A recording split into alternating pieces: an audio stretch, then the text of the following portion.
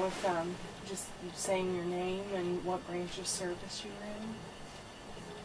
I am Damon West, living at Troy, West Virginia.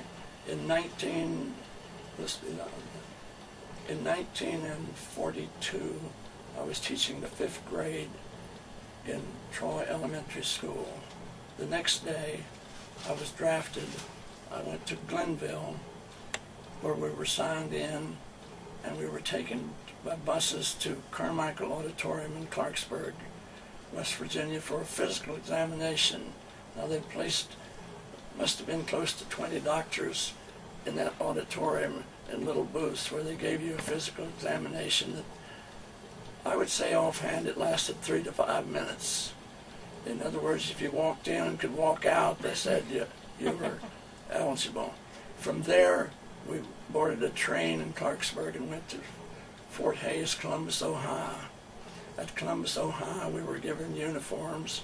We were given a dog tag number, which we would wear the dog tags for identification throughout the war, and a few other things, such as they gave every veteran or everyone who had enrolled a Bible and a prayer book.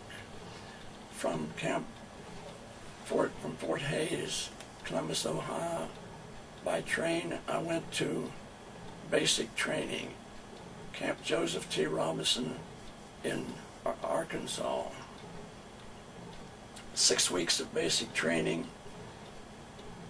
We boarded a train and thought we were going westward and thought we were going to the South Pacific. Now this train took the southern route across through Texas, Arizona, New Mexico, into the southern part of California. And at that particular time, this train was traveling under orders. No one was allowed to get off that train, even though it stopped occasionally for water. This goes back to the age when the trains were run by steam. No one was allowed to get off. I'll give you a little human interest story I've told many times. It stopped. There were some other passengers on this train, even though it was a troop train. It stopped at a very, very small town, and there was a very old lady on the train. At that particular time, I was standing on the platform between 2 of the coaches with some other GIs. I'll speak of GIs quite often. This elderly lady had a suitcase and a shopping bag. She set them at the top of the steps, and the conductor helped her down. Just then, one of the servicemen on the train, now you must remember they were under orders, no one leaves the train. He stepped down, picked up the suitcase and the handbag and carried it about 50 feet across to a platform and set them down. And the elderly lady had not made it that far yet. He came back and helped her over. When he came back, as the train was pulling out, the captain that was in charge of that particular coach came to the door, and we were interested in seeing what would happen, whether he'd be court-martialed or what. When he came back, he looked up at the captain and he said, "Captain, I know that lady is somebody's mother." And the captain turned and walked away. Many times during my service, things happen. I don't talk much about the war. I talk about human interest stories that really happened. We landed at Camp Stoneman, just out of Pittsburgh, California. Pittsburgh, California is on the San Joaquin River. We didn't know when we stopped there that we were going to be part of the personnel. They were building the camp at that time. To give you a little idea of how large the camp was, it was divided into sections A through M. You could not walk all over the camp. It actually would have taken hours. It was that large. They were building barracks. They'd already built the first part of it, which I landed in, was the quartermaster, but they changed the name quartermaster to Transportation Corps. I was assigned to the service unit, which the service unit took care of the entire camp. As servicemen were shipped into this camp going to the South Pacific, they would have a different clothes, shoes, trousers, shirts, than they would have in the States. So the service unit, which consisted of, I suppose, probably the entire service unit may have consisted to close to 1,000 men, because there were 2,000 men running the camp. And I was assigned to the head unit. A man by the name of Captain Dowden was in charge of it. Dowden, Stapleton, Joe Parent, myself, and 2, at that time, black boys. The one black boy's last name was Charles. I was assigned to his truck. I carried a clipboard, and when the requisitions came in, we would go to one of the buildings on this camp. One building had nothing but shoes. That building's twice as big as the gymnasium is today. Another one had nothing but trousers and nothing but shirts, and on down the line. I think there were 10 or 11 of those buildings. In 1978, when I won some honors, my wife and daughter and I drove across the country. After picking up the honors earlier in the week, we drove on to California, and we drove by where this camp was. And 40 years later, it's a housing unit. They had kept one of those buildings that had been a part of that. And, well, to make a long story short, I was there for almost 3 years. I came back across the United States on a furlough. A furlough was a 14-day lead. It would take 3 days and 4 nights to come from California to Clarksburg by train. I did that 3 times in those 3 years. Out in Nebraska was a place known as North Platte. The Union Pacific ran from Chicago to California. North Platte got an idea, a young lady, that will have food or something for the servicemen who passed through here from 42 to 46 for 4 years, 365 days a year. They served every serviceman that went through North Platte on the Union Pacific Railroad.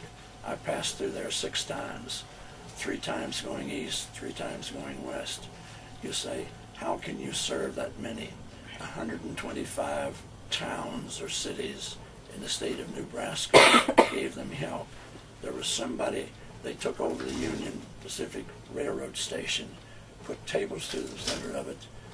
Every train that came through there, the trains that we stopped, they would announce, we're coming to North Platte. The train will stop for 10 minutes. You can imagine that many troops. Of course, they always stretched the 10 minutes to about 15, but they did blow the whistle for you to come back. How did they feed that crowd? If they knew ahead of time by telephone or telegraph how many troops were on the train, whether it was a troop train or just a local train. If it was a troop train, they would have 20 bushel baskets of sandwiches. They would have so many, they would have truckload after truckload of bushel baskets with apples or oranges. They could feed 2,000 people. I have pictures. I just put a postcard back in the book. I think it's in here, North Platte. If you find a veteran that's over 75 years of age, ask him 2 questions. Did they ever travel the Union Pacific between Chicago and California? If they did, they were there. Wow. They were there. They would have stopped there. Of course, there was no food. It was 500 miles from Chicago to North Platte. It was 1,500 miles from North Platte to California with no food on the train. I've gone for 2 nights and a day and never had a bite to eat. It's difficult to picture that many and that much doing, but let's go back to California. We got the word that almost everybody that was in the Transportation Corps, this unit of 1,000, almost every one of them were shipped out. I first went down to Fort MacArthur and a Coast Artillery unit for 2 months. I don't know why. Quite a number of my buddies, we stopped there. I don't know why. Then we were shipped on to Coppell, Texas for advanced infantry training. At advanced infantry training, they almost try to kill you there. You're getting ready to go to the front lines. To give you an idea, we lived in tents, and they have what they call bivouac. You would leave your base and you'd go out in the countryside. Sometimes you'd go into the forest, sometimes you'd go into the open field, and you'd pitch your tents and you'd stay for a while. We were on bivouac 20 miles from our base. It had been raining, and you and your buddy, you carried a tent. So you and your buddy would take it out of your light pack that you carried on your back, light pack that probably weighed 35, it was supposed to weigh 35 pounds, and you'd take out your half tent, and a buddy would take his half tent. They'd snap together, and you carried enough to pitch that tent, a collapsible post for the center of it, and you'd crawl in there on the ground. And I learned a long time in the early part of training, you had one blanket. Most of us always carried 2. But you were allotted one blanket, but I always carried 2. I have a blanket upstairs yet that I brought with me when I came out of the service, and incidentally no moths got to it yet. Well, the basic training, I'll not go into it, but it was tough. To give you an idea, we were out 20 miles from our base and had been training all day.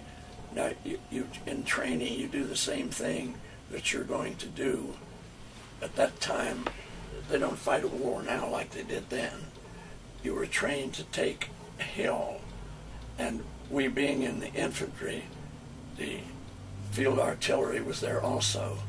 The field artillery would fire over your head. Now this is practice. Would fire over your head and cut a swath, take out the enemy. Then you would advance and dig in again. And you spent most of the time crawling up to an advance, and you do that one time after another. Then later on you would do that at night. And this lasted for 6 weeks. But to finish the story, we had been working all day, practicing, and we were wet and cold, and the announcement said, "Pack up, we're going back." All night long for 20 miles, which would be from here to Weston. They had a truck behind us, we were told afterwards. Now and then somebody would fall out, but you would make it.